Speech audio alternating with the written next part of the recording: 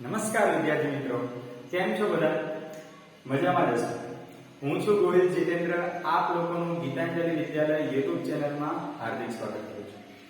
આજે આપણે ધોરણ 10 વિજ્ઞાન વિષયમાં પ્રકરણ નંબર 1 જે ચાલી રહ્યું છે તેમાં આગળ અભ્યાસ કરવા માટે મળ્યા છીએ. તો છેલ્લે આપણે જોઈ ગયા હતા કે રાસાયણિક સમીકરણને સંતુલિત કરવાના સોપાન કે કોઈ પણ રાસાયણિક સમીકરણ બાળકો આપેલું હોય તો એને કઈ રીતે સંતુલિત કરવું જોઈએ. તો એના કુલ 7 સોપાન હતા કે સૌથી પહેલા જે કે પ્રક્રિયક કે નિપજ આપેલા છે તેને ચોરસ બોક્સમાં દર્શાવો. બીજું શું હતું તો કે રાસાયણિક પ્રક્રિયામાં જે રહેલા છે પ્રક્રિયક અને નિપજની અંદર રહેલા તત્વના પરમાણુની ગણતરી કરવી, એનું પણ આપણે કોષ્ટક બનાવ્યું હતું. ત્રીજું શું હતું તો કે જે તત્વના પરમાણુની સંખ્યા સૌથી વધારે હોય તે તત્વને સૌથી પહેલા સંતુલિત કરવું. જેમ કે ઓક્સિજન તત્વની સંખ્યા વધારે એટલે આપણે પહેલા ઓક્સિજનને સંતુલિત કર્યું હતું, ત્યારબાદ હાઇડ્રોજનને અને પછી કોને કર્યું હતું? આયનને, Fe ને. અને છઠ્ઠો સોપાન શું હતું તો કે રાસાયણિક સમીકરણ સંતુલિત થઈ જાય પછી એને ચોરસ બોક્સ થી બહાર લખો કે ચોરસ બોક્સ દૂર કરવા. ત્યારબાદ રાસાયણિક સમીકરણને સંતુલિત કરવાની પદ્ધતિનું નામ બાળકોને કીધું હતું. શું નામ હતું? હીટ એન્ડ ટ્રાયલ પદ્ધતિ. આ પ્રશ્ન ખૂબ જ આઈએમપી છે જે તમે યાદ રાખશો. ત્યારબાદ સાતમું સોપાન હતું અને તે આપણે થોડું ફટાફટ લઈ લીધું. કેમ? કારણ કે વિડિયોની સમય મર્યાદા હતી એટલા માટે આ પ્રોબ્લેમ થયેલો હતો. તો શું હતું સાતમું સોપાન? તો કે રાસાયણિક સમીકરણ અંદર રહેલા નિપજો અને પ્રક્રિયકોની ભૌતિક અવસ્થા દર્શાવવી જરૂરી છે. ભૌતિક અવસ્થા તો દર્શાવવી જ સાથે સાથે કોઈ પણ રાસાયણિક પ્રક્રિયા જો દબાણ, તાપમાન અને ઉદ્દીપકની હાજરીમાં થતી હોય તો એ દબાણ, તાપમાન અને ઉદ્દીપકને પણ દર્શાવવા જરૂરી છે. તો એવું જે સમીકરણ આપણે બાકી રહી ગયું કે આ વનસ્પતિમાં થતી પ્રકાશ સંશ્લેષણની પ્રક્રિયાનું આ રાસાયણિક સમીકરણ છે. તો આમાં તમે જોઈ શકો છો કે આ કાર્બન ડાયોક્સાઇડ અને પાણી વચ્ચે થતી રાસાયણિક પ્રક્રિયા અમુક ઉદ્દીપકની હાજરીમાં થાય, એટલે કે સૂર્યપ્રકાશ અને ક્લોરોફિલની હાજરીમાં થાય. તો આ ઉદ્દીપક છે કે કોઈ યોગ્ય તાપમાન હોય કે દબાણ હોય તો એના તીરની ઉપર અથવા તો નીચે લખવામાં આવે છે. એટલા જ માટે આ સમીકરણ લીધેલું છે અને ખૂબ જ અગત્યનું આ સમીકરણ છે. પ્રશ્ન પૂછાય છે કે વનસ્પતિમાં થતું ગ્લુકોઝનું નિર્માણ દર્શાવતું આ સમીકરણ અથવા તો પ્રકાશ સંશ્લેષણ પ્રક્રિયાનું રાસાયણિક સમીકરણ લખો તો આ 1 માર્કનો પ્રશ્ન બની શકે છે કે કાર્બન ડાયોક્સાઇડ અને પાણી વચ્ચે રાસાયણિક પ્રક્રિયા થઈ ગ્લુકોઝ બને વત્તા ઓક્સિજન અને પાણી છૂટું પડતું હોય રાસાયણિક સમીકરણને સંતુલિત કરવું પણ જરૂરી છે. કઈ રીતે? તો શું કરશું? બંને બાજુ પહેલા જુઓ તો 3 તત્વ છે, કાર્બન, ઓક્સિજન અને હાઇડ્રોજન. બંને બાજુ આપણે જુઓ તો ઓક્સિજન અને હાઇડ્રોજન જોવો અથવા તો પહેલા કાર્બન જુઓ તો કાર્બન અહીંયા 1 છે અને અહીંયા કેટલા છે? 6 છે. એટલા માટે આપણે પહેલા અહીંયા કેટલા મૂકવા પડે? 6 મૂકવા પડે. 6 કાર્બન આ બાજુ તો 6 કાર્બન આ બાજુ થઈ જશે. 6 જેવા મૂકશો એટલે તરત ઓક્સિજન બદલાશે. 6 દુ 12, 12 ને 13 ઓક્સિજન થશે. જ્યારે અહીંયા કેટલા છે? 6, 6 ને 2 8 અને એક નવો જ ઓક્સિજન છે. હવે ઓક્સિજન બંને બાજુ એકી સંખ્યામાં છે ને એનો પ્રોબ્લેમ નહીં સોલ્વ થાય. તો ઓક્સિજનને પડતા મૂકો. હવે હાઇડ્રોજન જોઈએ. હાઇડ્રોજનમાં શું છે જોવા? આ સાઈડ 2 છે, આ સાઈડ કેટલા છે? 12 ને 2 14 છે. આમાં એક યાદ રાખવા જેવું એ છે કે આ ગ્લુકોઝનું જે અણુ સૂત્ર છે ને C6H12O6 એમાં જે H12 છે તો એનો મતલબ આ H આગળ 12 મૂકી દો તો જવાબ તમારો થઈ જશે. અહીંયા ઓક્સિજન આગળ 6 છે તો અહીંયા ઓક્સિજન આગળ તમે 6 મૂકી દેશો તો જવાબ થઈ જશે. અને હવે જો તો સંતુલિત કરવામાં તો 12 ને 24 હાઇડ્રોજન થાય. તો અહીંયા હાઇડ્રોજન કેટલા છે? 12 અહીંયા છે, 2 જ અહીંયા છે. પણ આગળ 6 મૂકશો તો 6 દુ 12 હાઇડ્રોજન અહીંયા, 12 અહીંયા તો 24 હાઇડ્રોજન થઈ જશે. મૂળ રાસાયણિક સમીકરણને સંતુલિત કરવું આવશ્યક છે. તો આવું રાસાયણિક સમીકરણ બાળકો તમને પૂછાય છે પ્રકાશ સંશ્લેષણ પ્રક્રિયા અને આ રીતે લખી શકાય. આજે આપણે શેનો અભ્યાસ કરીશું બાળકો? તો આજે એક નવો જ ટોપિક આપણે શરૂઆત કરવા જઈ રહ્યા છીએ કે રાસાયણિક પ્રક્રિયાઓના પ્રકાર. અને ખૂબ જ અગત્યના બધા પ્રકાર છે અને એમાંથી જ તમારા બોર્ડની એક્ઝામમાં પૂછાતું હોય છે કે ભાઈ સંયોગીકરણ પ્રક્રિયા એટલે શું? ઉદાહરણ આપી સમજાવો. વિઘટન પ્રક્રિયા એટલે શું? ઉદાહરણ આપી સમજાવો. વિસ્થાપન પ્રક્રિયા છે, દ્વિવિસ્થાપન પ્રક્રિયા છે, ઓક્સિડેશન પ્રક્રિયા છે, રિડક્શન પ્રક્રિયા છે. આ દરેક રાસાયણિક પ્રક્રિયાઓના આપણે પ્રકાર સમજવાના છે. તો આજે આપણે પહેલો પ્રકાર અભ્યાસ કરીશું. તો રાસાયણિક પ્રક્રિયાઓના પ્રકારો પહેલો પ્રકાર છે સંયોગીકરણ પ્રક્રિયા. તો આજનો નવો ટોપિક હશે બાળકો આપણો રાસાયણિક પ્રક્રિયાના પ્રકારો. તો રાસાયણિક પ્રક્રિયા ઘણા બધા પ્રકારમાં હોય છે. એમાં પહેલો પ્રકાર રાસાયણિક પ્રક્રિયા સંયોગીકરણ પ્રક્રિયા. પ્રશ્ન આવે છે કે સંયોગીકરણ પ્રક્રિયા એટલે શું? ઉદાહરણ આપી સમજાવો. તો સંયોગીકરણ પ્રક્રિયાની પહેલા વ્યાખ્યા લખો કે જે રાસાયણિક પ્રક્રિયામાં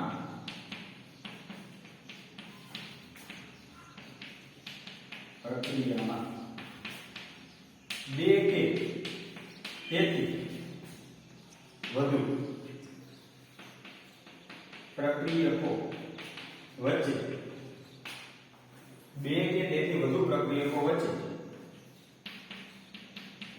પ્રક્રિયા થઈ એક જ નિપજ બનતી હોય તેવી રાસાયણિક પ્રક્રિયાને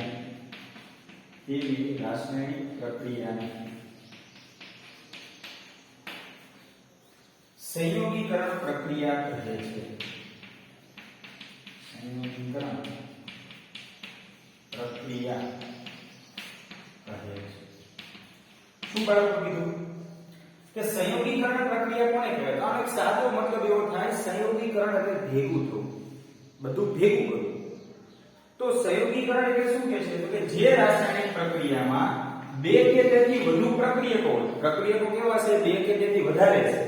ઈ બધા પ્રક્રિયકો વચ્ચે પ્રક્રિયા થશે, રાસાયણિક પ્રક્રિયા, અને નિપજ માત્ર કેટલી બનશે? એક જ નિપજ બનતી હોય તો એવી રાસાયણિક પ્રક્રિયાને કેવી પ્રક્રિયા કહેવાય? સંયોગીકરણ પ્રક્રિયા કહે છે.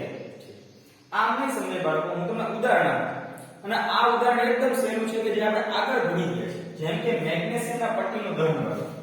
આ મેગ્નેશિયમની પટ્ટી હતી એનું આપણે દહન એટલે કયો વાયુ મેળવતો બાળકો? ઓક્સિજન. તો આ મેગ્નેશિયમના પટ્ટીના દહન વાળી જે પ્રક્રિયા હતી કે જેમાં MgO મેગ્નેશિયમ ઓક્સાઇડ નામની નિપજ બનતી હતી, તો આ કઈ પ્રક્રિયાનું ઉદાહરણ થશે ખબર બાળકો? સંયોગીકરણ પ્રક્રિયાનું ઉદાહરણ છે. કેમ? કારણ કે આમાં બે કે બે કરતા વધારે પ્રક્રિયકો છે. તીરની ડાબી બાજુ શું હોય બાળકો? પ્રક્રિયકો હોય. આપણે જાણીએ છીએ તીરની ડાબી બાજુ પ્રક્રિયકો અને આ બાજુ શું હોય? નિપજ. તો કોને સંયોગીકરણ કહેવાય? તો કે જે રાસાયણિક પ્રક્રિયામાં બે કે બે કરતા વધારે પ્રક્રિયકો વચ્ચે રાસાયણિક પ્રક્રિયા, તો આમાં બે પ્રક્રિયક છે, આ બે વચ્ચે રાસાયણિક પ્રક્રિયાને નિપજ માત્ર કેટલી બનતી હોય? એક જ નિપજ બનતી હોય. તો આ બે પ્રક્રિયકો જોડાય નિપજ માત્ર કેટલી બનાવે છે? એક જ બનાવે છે. એટલા માટે મેગ્નેશિયમને પટ્ટીનું દહન થવું એ કેવી પ્રક્રિયા છે? સંયોગીકરણ પ્રક્રિયા. સમજાશે બાળકો શું કહું છું? સંયોગીકરણ પ્રક્રિયા કોને કહેવાય? તો કે જે રાસાયણિક પ્રક્રિયામાં બે કે બે કરતા વધારે પ્રક્રિયકો વચ્ચે રાસાયણિક પ્રક્રિયા થાય અને નિપજ માત્ર કેટલી બને? એક જ બને. તો આમાં બે પ્રક્રિયકો જોડાય, બધું ભેગું થાય અને નિપજ કેટલી બનાવે? માત્ર એક જ બનાવે છે. એટલા માટે મેગ્નેશિયમના પટ્ટીનું દહન થવું એ કેવી પ્રક્રિયા છે? સંયોગીકરણ પ્રક્રિયા.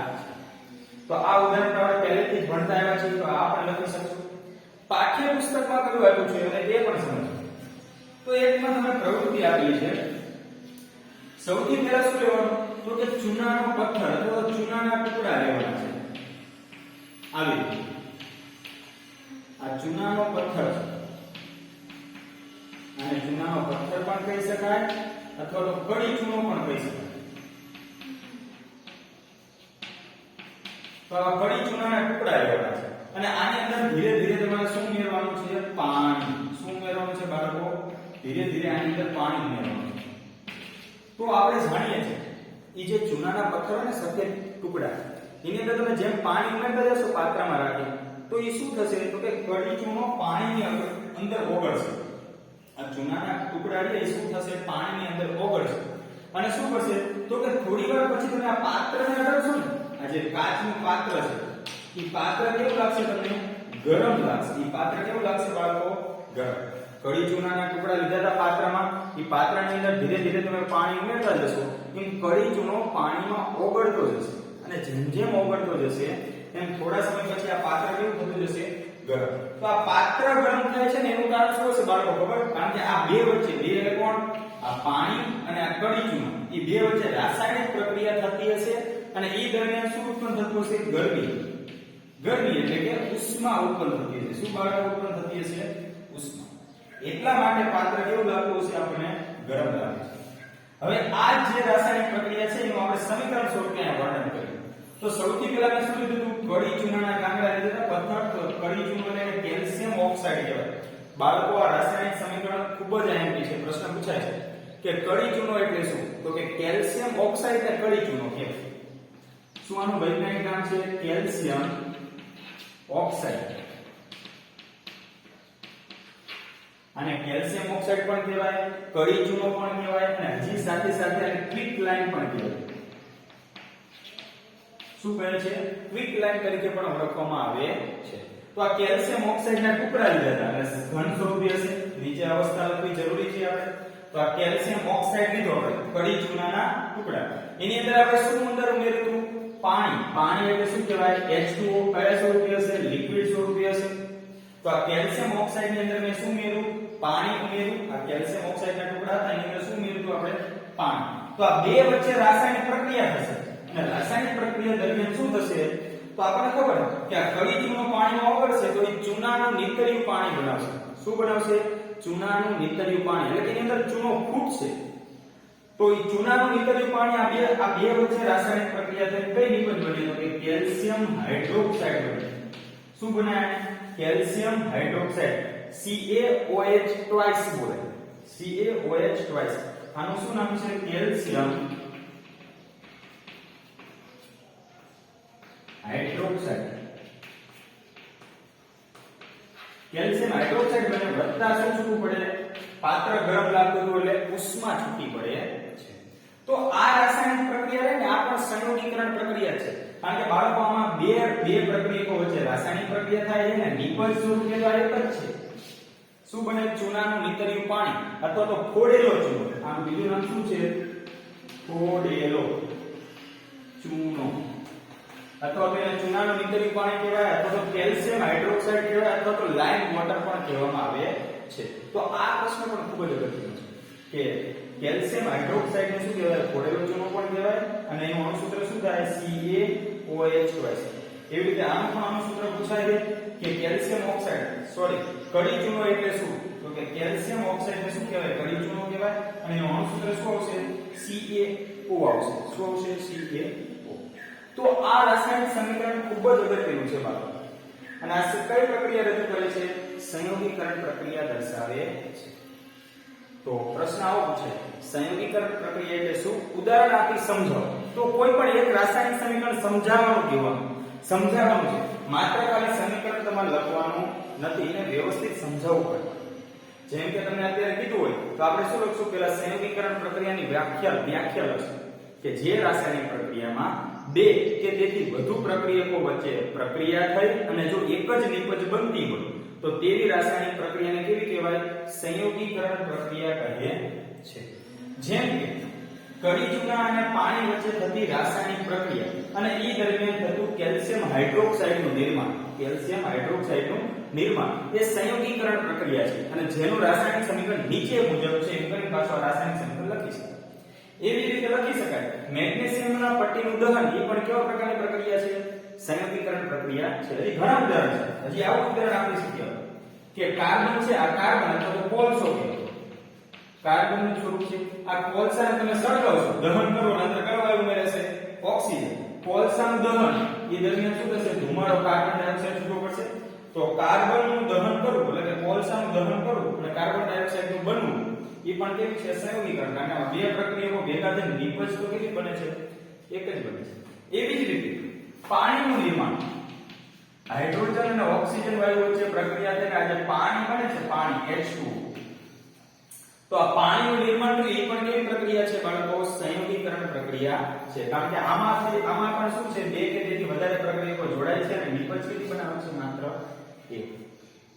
તો જે રાસાયણિક પ્રક્રિયામાં બે કે તેથી વધુ પ્રક્રિયકો વચ્ચે પ્રક્રિયા થાય અને જો એક જ નિપજ બનતી હોય તો એ પ્રક્રિયા કેવી હશે? સંયોગીકરણ પ્રક્રિયા હશે. આશા રાખું છું તમને સંયોગીકરણ પ્રક્રિયા સમજાઈ ગઈ છે. જો ના ખબર પડે તો પ્લીઝ કોમેન્ટ કરતા રહેજો. ત્યારબાદ આ સંયોગીકરણ પ્રક્રિયા તો છે જ તે. સાથે સાથે પછી આમાં પણ પ્રકાર આવે છે ઉષ્માક્ષેપક પ્રક્રિયા. આમાં પ્રકાર આવે છે ઉષ્માક્ષેપક પ્રક્રિયા. પણ ઈ સમજતા પહેલા હજી એક પ્રશ્ન આપણે આગળ સમજી લઈએ કે આ જે કેલ્શિયમ કડી ચૂના હતો, કડી ચૂનો આપણે કાંઈ ચૂનાના ગાંગડા હતા એની અંદર શું ઉમેર્યું? પાણી ઉમેર્યું. એટલે શું બનશે? ચૂનાનું નીતર્યું પાણી બનશે. શું બનશે? ચૂનાનું નીતર્યું પાણી. કે ઈ ચૂનાના નીતર્યા પાણીનો ઉપયોગ ક્યાં કરીએ તો કે આપણે દિવાલને ઘોળવા એટલે કે રંગ કરવા માટે વપરાય. પહેલાના સમયમાં આપણે શું કરતા હતા? ચૂનો ચોપડતા હતા. યાદ હોય તો દિવાલ ઉપર ચૂનો લગાવતા હતા. બરોબર? તો ઈ રંગ ઘોળવા માટે વપરાય. દિવાલને ઘોળવા એટલે રંગવા માટે વપરાય. તો એનું પણ એક રાસાયણિક સમીકરણ છે. ચાલો આપણે જોઈએ.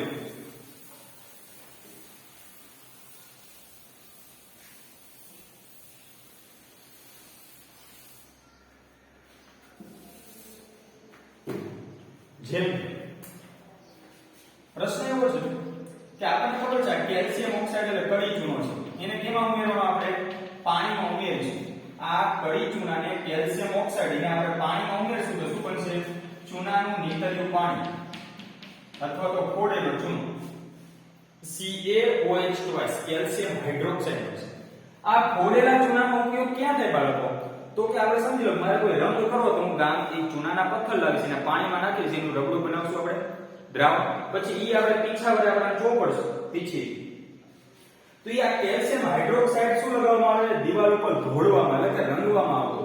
કયો પદાર્થ? Calcium hydroxide.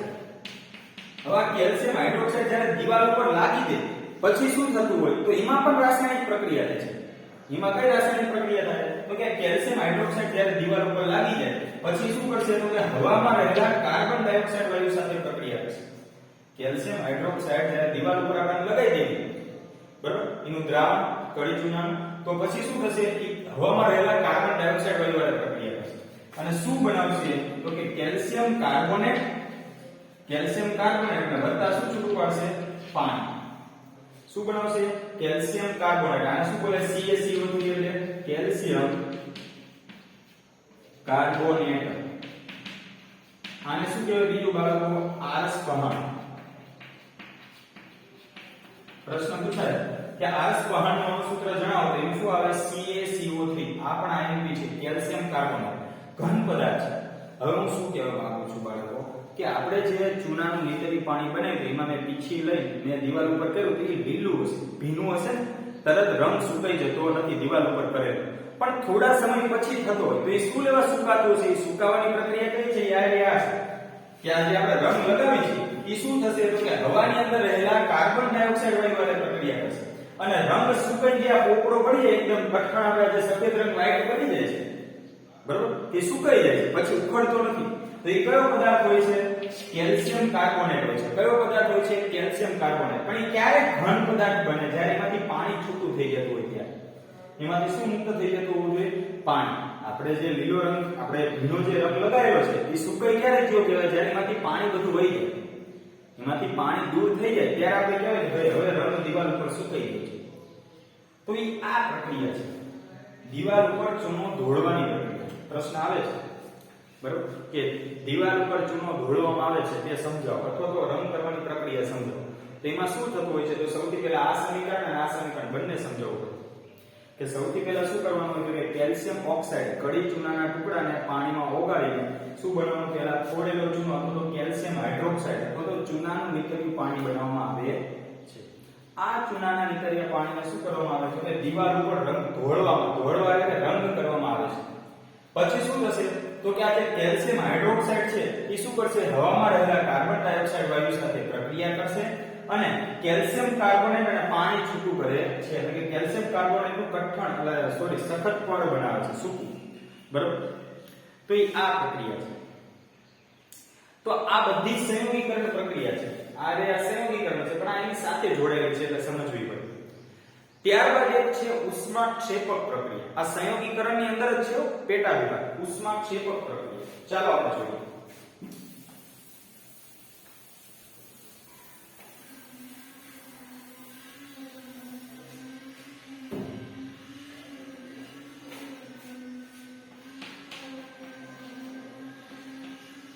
ઉષ્માક્ષેપક પ્રક્રિયા. તો ઉષ્મા ઉષ્માક્ષેપક પ્રક્રિયા કોને કહેવાય બાળકો? તો કે જે રાસાયણિક પ્રક્રિયામાં લખી નાખી જે રાસાયણિક પ્રક્રિયા દરમિયાન નિપજ સાથે ઉષ્મા જે રાસાયણિક પ્રક્રિયા દરમિયાન નિપજ સાથે ઉષ્મા મુક્ત થતી હોય તેવી રાસાયણિક પ્રક્રિયા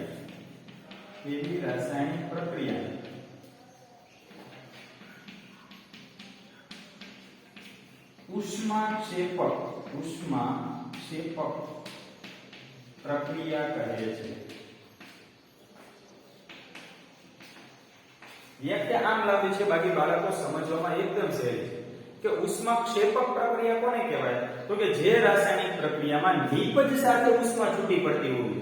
દાખલા તરીકે આપણે આ સમજી ગયા કે આ કેલ્શિયમ ઓક્સાઇડ હતો, કેલ્શિયમ ઓક્સાઇડને આપણે પાણીમાં ઉમેરો એટલે કે આ કડી ચૂનાને જ્યારે પાણીમાં નાખો ત્યારે ચૂનાનું નીતર્યું પાણી તો બન્યું હતું કેલ્શિયમ હાઇડ્રોક્સાઇડ CaOH2 પણ સાથે સાથે પાત્ર ગરમ થઈ ગયું.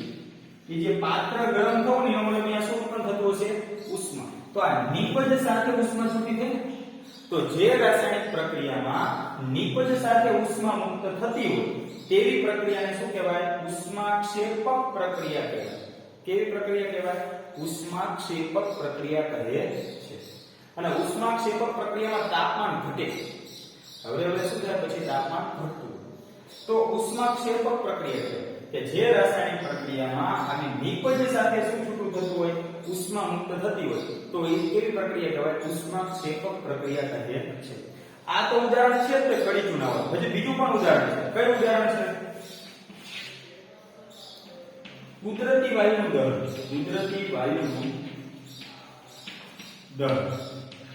કુદરતી વાયુનું દહન થવું એ પણ કેવી પ્રક્રિયા છે? ઉષ્માક્ષેપક પ્રક્રિયા છે. ખરા ખોટામાં આવે છે બાળકો કે કુદરતી વાયુનું દહન એ કેવી રાસાયણિક પ્રક્રિયા છે? તો એ ઉષ્માક્ષેપક પ્રક્રિયા છે. કુદરતી વાયુ એટલે શું બાળકો? તો CH4 છે ને, CH4 મિથેન. CH4 એટલે એનું નામ શું છે? વૈજ્ઞાનિક નામ મિથેન છે, પણ એને શું કહેવામાં આવે? કુદરતી વાયુ કહેવામાં આવે. હવે એનું દહન કરવું, દહન એટલે શું ઉમેરાતો હશે? ઓક્સિજન વાયુ ઉમેરાતો હશે. તો કુદરતી વાયુનું દહન દરમિયાન શું થાય? કાર્બન ડાયોક્સાઇડ વાયુ છૂટો પડે અને વત્તા શું છૂટું પડે? પાણી છૂટું પડે અને સાથે સાથે ગરમી તો છૂટી પડે, ઉષ્મા. તો આ કુદરતી વાયુનું દહન થયું એ પણ કેવી પ્રક્રિયા છે? ઉષ્માક્ષેપક પ્રક્રિયા છે. કારણ કે કુદરતી વાયુને તમે સળગાવશો તો કાર્બન ડાયોક્સાઇડ વત્તા શું છૂટું પડશે? પાણી છૂટું પડતું હોય છે. તો એ પ્રક્રિયા પણ કેવી છે? ઉષ્માક્ષેપક પ્રક્રિયા છે. પ્રશ્ન પૂછાય છે. પછી કોલસાનું દહન. તમે કોલસો સળગાવશો, કોલસો એટલે કાર્બન, આપણે જોઈ ગયા આ કુદરતી વાયુ છે એટલે કોલસાનું દહન. કોલસો એટલે કાર્બન C, એને તમે સળગાવશો તો ઓક્સિજન ઉમેરાશે એટલે શું છૂટું પડશે? કાર્બન ડાયોક્સાઇડ ધુમાડા સ્વરૂપે અને વત્તા શું છૂટું પડે? આપણે ઉષ્મા, ગરમી પડે. તમે લાકડું સળગાવો છો તો છેલ્લે રાખ તો છૂટી પડે, ધુમાડો પણ છૂટો પડે, પણ હારે તમે ગરમી મળતી હોય ને તો શું મળે? ઉષ્મા મળે. તો જે રાસાયણિક પ્રક્રિયામાં આવી રીતે નિપજ સાથે ઉષ્મા છૂટી પડતી હોય તો તેવી રાસાયણિક પ્રક્રિયાને શું કહેવાય? ઉષ્માક્ષેપક પ્રક્રિયા કહેવાય. તો એક તો આ કુદરતી વાયુનું દહન ઉષ્માક્ષેપક પ્રક્રિયા છે. બીજું કયું છે? આપણે જે શ્વસન કરીએ છીએ ને બાળકો, શ્વસન. તો આપણે આ શ્વસન કરવાની જે પ્રક્રિયા રહે ને એ પણ કેવી છે? ઉષ્માક્ષેપક પ્રક્રિયા છે. અને આ પ્રશ્ન વૈજ્ઞાનિક કારણ સ્વરૂપે 3 ગુણમાં પૂછાય છે કે શ્વસન એ ઉષ્માક્ષેપક પ્રક્રિયા છે, સમજાવો. એક તો ખરા ખોટામાં પણ આવે કે શ્વસન એ ઉષ્મા શોષક પ્રક્રિયા છે. આવું પૂછાય તો ખોટું આવશે બાળકો. કેમ કે શ્વસન એ કેવી પ્રક્રિયા છે? ઉષ્માક્ષેપક પ્રક્રિયા છે. કઈ રીતે? ચાલો આપણે તેને સમજીએ. તો આપણે બાળકો જાણીએ છીએ કે દરેક સજીવને જીવવા માટે, આપણે સજીવ છીએ તો આપણે જીવવા માટે શેની જરૂર પડે? ઊર્જાની જરૂર પડે. અને આપણને ઊર્જા ક્યાંથી મળવી હોય બાળકો? તો કે આપણે ખોરાક દ્વારા ઊર્જા મેળવતા હોઈએ છીએ. કોઈ પણ ખોરાક આપણે લેતા હશે તો એ દરમિયાન કંઈક ને કંઈક છૂટું પડતું છે. કાં તો કાર્બોદિત છૂટું પડતું હોય, કાં પ્રોટીન છૂટું પડતું હોય, વિટામિન છૂટું પડતું હોય, ચરબી છૂટી પડતી હોય, કાં તો ખનિજ ક્ષારો છૂટા પડતા હોય. તો આપણે પાચન દરમિયાન આટલા પદાર્થો છૂટા પડે. જ્યારે કોઈ પણ ખોરાક લેવી અને ખોરાકનું પાચન થાય એ દરમિયાન આવા જુદા જુદા પદાર્થો છૂટા પડે. કાર્બોદિત, પ્રોટીન, વિટામિન, ચરબી, ખનિજ ક્ષાર. પણ સમજી લો કે આપણે દાળ છે, અનાજ છે કે પછી બ્રેડ છે, એના ટુકડા હું ખોરાક સ્વરૂપે લઉં છું. તો આ બ્રેડ ને બધું તમે ખોરાક સ્વરૂપે લેશો તો એનું પાચન થશે ને એ દરમિયાન કાર્બોદિત છૂટું પડે. શું છૂટું પડે? કાર્બોદિત. આપણે બ્રેડ કે એવું કંઈક જમશું તો એ દરમિયાન શું છૂટું પડશે બાળકો? કાર્બોદિત. અને આ કાર્બોદિતનું વિભાજન થશે ને આપણા શરીરમાં જ આ બધી પ્રક્રિયા થશે. કાર્બોદિતનું જ્યારે વિભાજન થશે તો એ ગ્લુકોઝ છૂટું પડે. કાર્બોદિતના વિભાજનથી શું છૂટું પડશે બાળકો? Glucose C6H12O6. આ ક્યારે છૂટું પડે? કાર્બોદિતમાંથી છૂટું પડે. અને આપણા કાર્બોદિત ક્યાંથી મળે? તો કે ભાઈ બ્રેડ છે, ઘઉં છે, ધાન્ય પદાર્થોમાંથી મળે.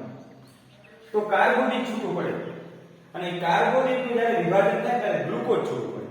હવે આ ગ્લુકોઝ રહ્યું, આ ગ્લુકોઝનું વિઘટન શેના દ્વારા થાય? તો કે આપણે જે શ્વસન દરમિયાન જે ઓક્સિજન વાયુ અંદર લઈએ છીએ એ ઓક્સિજન વાયુ આ ગ્લુકોઝનું વિઘટન કરે. આ ગ્લુકોઝ ઊર્જા છે. આ ગ્લુકોઝ જે બને છે ને એ શક્તિ છે, પાવર છે.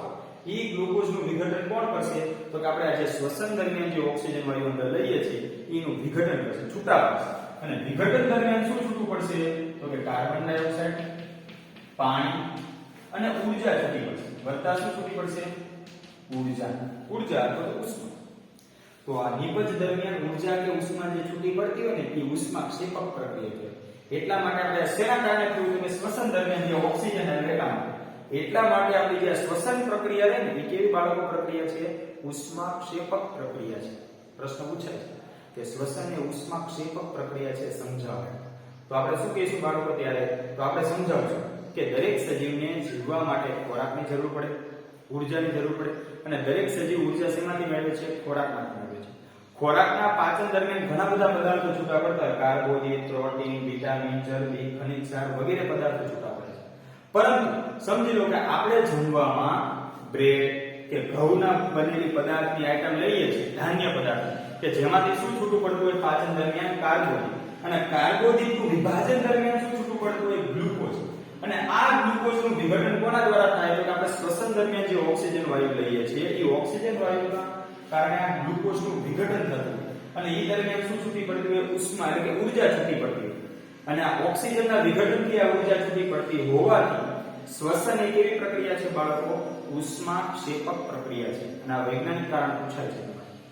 અને ત્યારબાદ ત્રીજો ઉદાહરણ છે ઉષ્માક્ષેપક પ્રક્રિયાનું કે વનસ્પતિ કચરાનું ખાતર બનવું. વનસ્પતિ જે કઈ કચરો છે, વનસ્પતિજન્ય કચરો, એમાંથી આપણે જે કુદરતી ખાતર બનાવી છે ને એ પ્રક્રિયા પણ કેવી છે? ઉષ્માક્ષેપક પ્રક્રિયા છે. તો ઉદાહરણ ખૂબ જ મોસ્ટ આઈમ્પી છે કે ઉષ્માક્ષેપક પ્રક્રિયાના ઉદાહરણો સમજાવો. પ્રશ્ન એવી રીતે આવે કે ઉષ્માક્ષેપક પ્રક્રિયા એટલે શું? એનું ઉદાહરણ આપીને સમજાવો. તો મુખ્ય 3 ઉદાહરણ યાદ રાખો.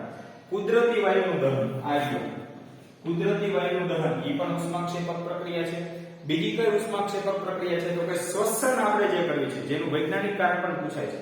તો શ્વસન એ પણ ઉષ્માક્ષેપક પ્રક્રિયા છે. અને ત્યારબાદ ત્રીજું કારણ શું છે? તો કે વનસ્પતિજન્ય કચરામાંથી ખાતર બનવું. એ પણ કેવી પ્રક્રિયા છે? ઉષ્માક્ષેપક પ્રક્રિયા છે. તો આજે આપણે બાળકો આ પહેલો પ્રકાર અભ્યાસ કરી ગયા કે સંયોગીકરણ પ્રક્રિયા અને એની અંદર આવતી ઉષ્માક્ષેપક પ્રક્રિયા. આશા રાખું છું કે તમને આ વિડિયો ચોક્કસ સમજાણો હશે. અને જો વિડિયો પસંદ આવે તો પ્લીઝ લાઈક, શેર અને કોમેન્ટ કરવાનું ભૂલશો નહીં. અને ઘરે બેઠા તમે અભ્યાસ કરતા રહો. હોમવર્કમાં તમારે શું કરવાનું રહેશે? તો કે સંયોગીકરણ પ્રક્રિયા એટલે શું? ઉદાહરણ આપી સમજાવો. અને ઉષ્માક્ષેપક પ્રક્રિયા એટલે શું? ઉદાહરણ આપીને સમજાવો. આ 2 પ્રશ્ન તમારા અભ્યાસમાં લખવાના રહેશે. ત્યાં સુધી જય હિન્દ, જય ભારત.